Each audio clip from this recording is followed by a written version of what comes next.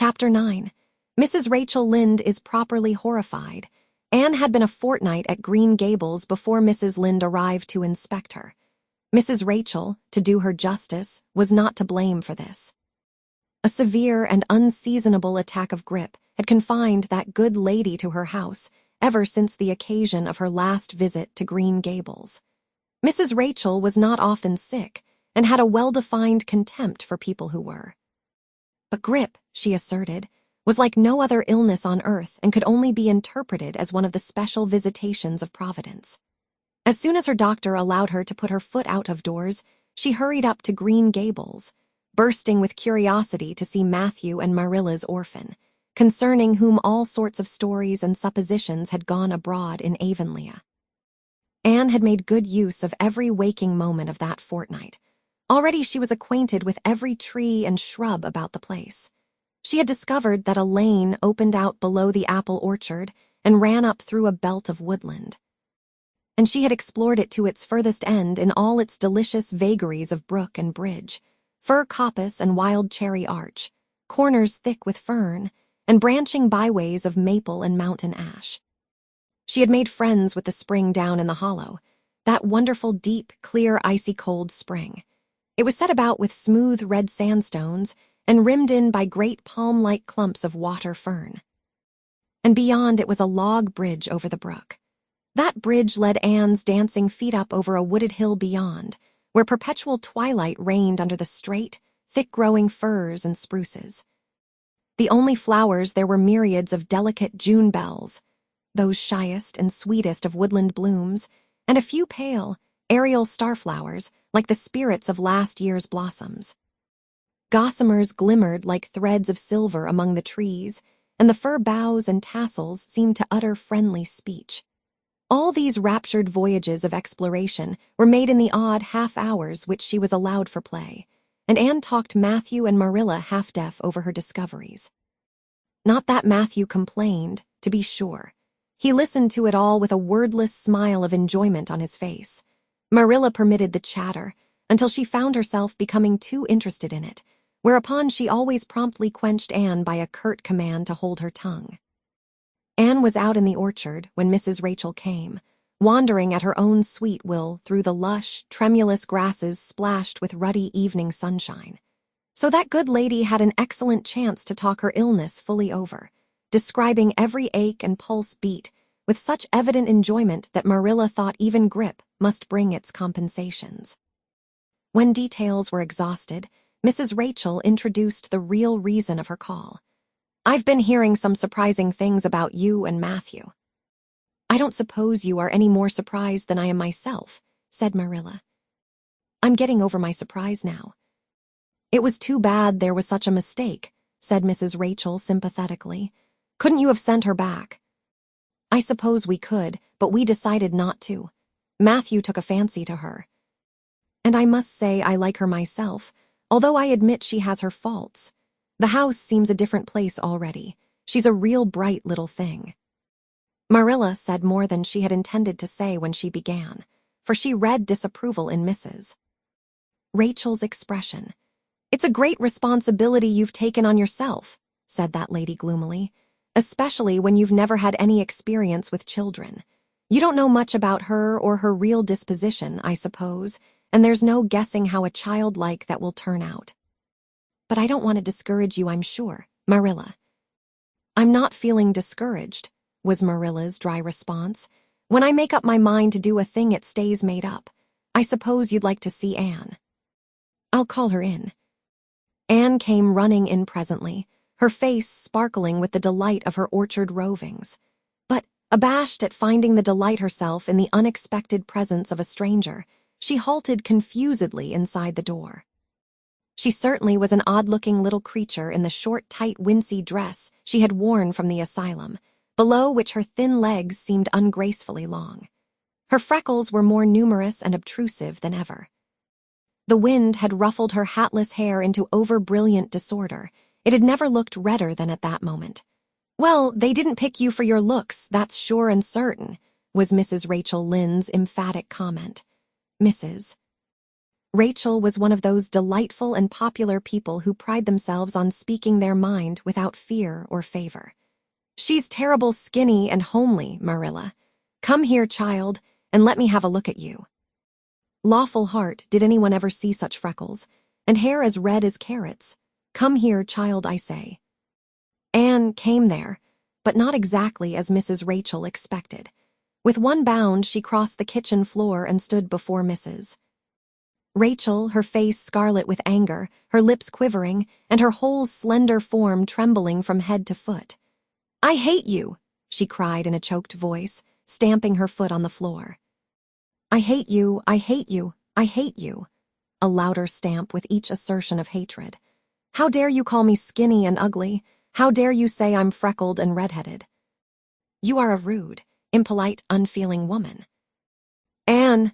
exclaimed Marilla in consternation. But Anne continued to face Mrs. Rachel undauntedly, head up, eyes blazing, hands clenched, passionate indignation exhaling from her like an atmosphere. "How dare you say such things about me?" she repeated vehemently. "How would you like to have such things said about you? How would you like to be told that you are fat and clumsy and probably hadn't a spark of imagination in you? I don't care if I do hurt your feelings by saying so. I hope I hurt them. You have hurt mine worse than they were ever hurt before, even by Mrs. Thomas' intoxicated husband. And I'll never forgive you for it, never, never." "Stamp. Stamp, did anybody ever see such a temper?" exclaimed the horrified Mrs. Rachel. "And go to your room and stay there until I come up," said Marilla, recovering her powers of speech with difficulty. Anne, bursting into tears, rushed to the hall door, slammed it until the tins on the porch wall outside rattled in sympathy, and fled through the hall and up the stairs like a whirlwind. A subdued slam above told that the door of the east gable had been shut with equal vehemence. "Well, I don't envy you your job bringing that up, Marilla," said Mrs. Rachel with unspeakable solemnity. Marilla opened her lips to say she knew not what of apology or deprecation. What she did say was a surprise to herself then and ever afterwards. "You shouldn't have twitted her about her looks, Rachel." "Marilla Cuthbert, you don't mean to say that you are upholding her in such a terrible display of temper as we've just seen?" demanded Mrs. Rachel indignantly. "No," said Marilla slowly.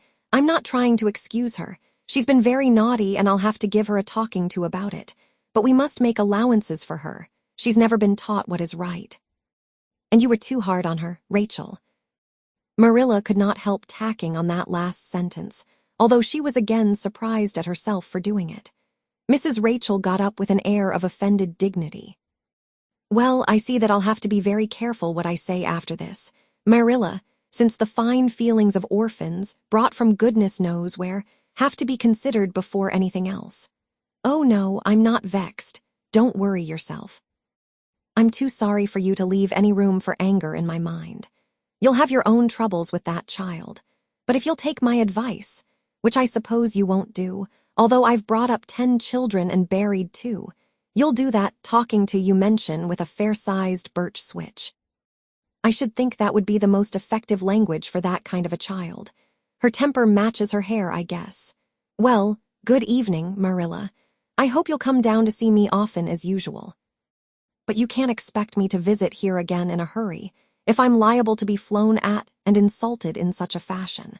It's something new in my experience. We're at Mrs. Rachel swept out and away, if a fat woman who always waddled could be said to sweep away, and Marilla with a very solemn face betook herself to the east gable. On the way upstairs, she pondered uneasily as to what she ought to do. She felt no little dismay over the scene that had just been enacted. How unfortunate that Anne should have displayed such temper before Mrs. Rachel Lynde, of all people.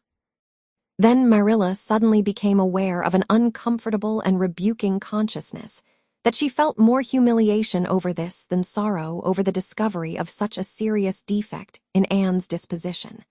And how was she to punish her? The amiable suggestion of the birch switch, to the efficiency of which all of Mrs. Rachel's own children could have borne smarting testimony, did not appeal to Marilla. She did not believe she could whip a child. No, some other method of punishment must be found to bring Anne to a proper realization of the enormity of her offense. Marilla found Anne face downward on her bed, crying bitterly, quite oblivious of muddy boots on a clean counterpane. "Anne," she said not ungently. No answer. "Anne," with greater severity, "get off that bed this minute and listen to what I have to say to you." Anne squirmed off the bed and sat rigidly on a chair beside it, her face swollen and tear-stained, and her eyes fixed stubbornly on the floor. "This is a nice way for you to behave. Anne, aren't you ashamed of yourself?" "She hadn't any right to call me ugly and red-headed," retorted Anne, evasive and defiant. "You hadn't any right to fly into such a fury and talk the way you did to her, Anne. I was ashamed of you, thoroughly ashamed of you. I wanted you to behave nicely to Mrs. Lynde, and instead of that you have disgraced me. I'm sure I don't know why you should lose your temper like that just because Mrs. Lynde said you were red-haired and homely. You say it yourself often enough." "Oh, but there's such a difference between saying a thing yourself and hearing other people say it," wailed Anne. "You may know a thing is so, but you can't help hoping other people don't quite think it is. I suppose you think I have an awful temper, but I couldn't help it. When she said those things, something just rose right up in me and choked me. I had to fly out at her. Well, you made a fine exhibition of yourself, I must say. Mrs. Lynde will have a nice story to tell about you everywhere, and she'll tell it, too. It was a dreadful thing for you to lose your temper like that, Anne. Just imagine how you would feel if somebody told you to your face that you were skinny and ugly," pleaded Anne tearfully. An old remembrance suddenly rose up before Marilla. She had been a very small child when she had heard one aunt say of her to another, "What a pity she is such a dark, homely little thing." Marilla was every day of 50 before the sting had gone out of that memory. "I don't say that I think Mrs. Lynde was exactly right in saying what she did to you, Anne," she admitted in a softer tone. "Rachel is too outspoken, but that is no excuse for such behavior on your part. She was a stranger and an elderly person and my visitor, all three very good reasons why you should have been respectful to her. You were rude and saucy, and Marilla had a saving inspiration of punishment. You must go to her and tell her you are very sorry for your bad temper and ask her to forgive you." "I can never do that," said Anne determinedly and darkly. "You can punish me in any way you like, Marilla. You can shut me up in a dark, damp dungeon inhabited by snakes and toads and feed me only on bread and water, and I shall not complain. But I cannot ask Mrs. Lynde to forgive me." "We're not in the habit of shutting people up in dark, damp dungeons," said Marilla dryly, "especially as they're rather scarce in Avonlea, but apologize to Mrs. Lynde you must, and shall, and you'll stay here in your room until you can tell me you're willing to do it." "I shall have to stay here forever then," said Anne mournfully, "because I can't tell Mrs. Lynde I'm sorry I said those things to her. How can I?"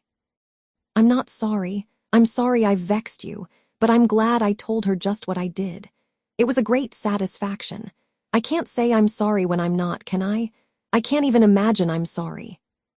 "Perhaps your imagination will be in better working order by the morning," said Marilla, rising to depart.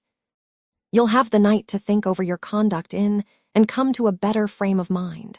You said you would try to be a very good girl if we kept you at Green Gables, but I must say it hasn't seemed very much like it this evening." Leaving this Parthian shaft to rankle in Anne's stormy bosom, Marilla descended to the kitchen, grievously troubled in mind and vexed in soul. She was as angry with herself as with Anne, because, whenever she recalled Mrs. Rachel's dumbfounded countenance, her lips twitched with amusement, and she felt a most reprehensible desire to laugh.